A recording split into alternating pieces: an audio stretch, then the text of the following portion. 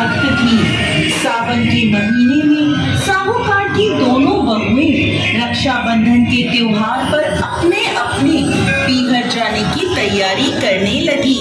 सुबह जल्दी उठकर घर का सारा काम करने लगी तो छोटी बहू ने पूछा, क्या बात है दीदी, आज इतनी जल्दी जल्दी काम क्यों कर रही हो?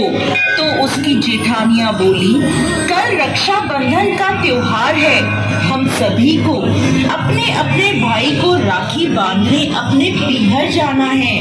तेरा तो कोई भाई नहीं है, तू क्या जाने रक्षाबंधन के त्योहार का महत्व, भाई बहन के रिश्ते का महत्व। छोटी बहू को ये बात बहुत बुरी लगी और वो भगवान श्री कृष्ण की प्रतिमा के समक्ष खड़ी होकर खूब रोई और बोली, यदि मेरा कोई भाई होता तो आज मैं भी अपने पीहर जाती।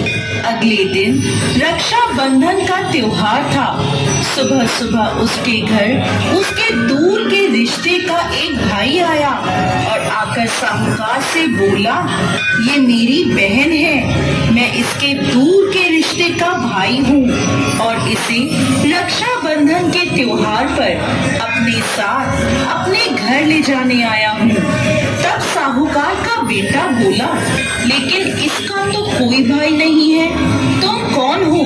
उसके समझाने पर साहूकार और उसका बेटा मान गया और छोटी बहू को उसके साथ भेजने को तैयार हो गए।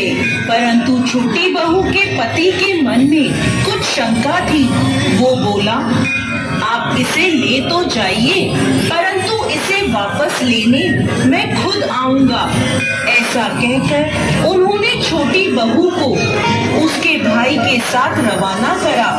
रास्ते में चलते चलते छोटी बहू ने अपने भाई से कहा, भैया तुम इतने सालों तक कहाँ थे और पहले मुझसे रक्षाबंधन पर कभी राखी बंधवाने क्यों नहीं आए?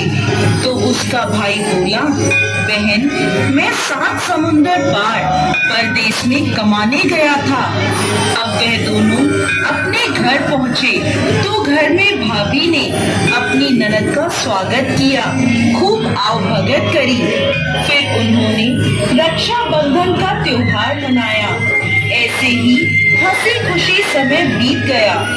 एक दिन छोटी बहू का पति उसे लेने उसके घर आया। महल जैसा घर और ऐशो आराम देखकर वो चकित रह गया। भाई और भाभी ने उसकी खूब आवभगत करी। अगले दिन सुबह सुबह भाई और भाभी ने उसे उसके घर के लिए रवाना किया। विदा करते समय उसे खूब सोना चांदी हीरे जवाहरात आदि दिए। थोड़ी दूर जाने पर छोटी बहू का पति बोला, अरे मैं गलती से अपना कुर्ता वहीं भूल आया हूँ। तब वह बोली, कोई बात नहीं, आपका कुर्ता तो पुराना था, इतनी दूर वापस जाएंगे तो घर पहुँचते पहुँचते अंधेरा हो जाएगा। लेकिन उसका पति बोला, नहीं, मैं वापस जाकर अपना कुर्ता ले ही आता हूँ। ऐसा कहकर वो दोनों उसके भाई के घर के लिए वापस रवाना हुए। जैसे ही भाई के घर के पास पहुँचे तो वहाँ उन्होंने देखा भाई के महल नुमा घर की जगह एक पीपल का बड़ा सा पेड़ है और उस पेड़ पर छोटी बहू के पति का कुर्ता टंगा है। ये देखकर वो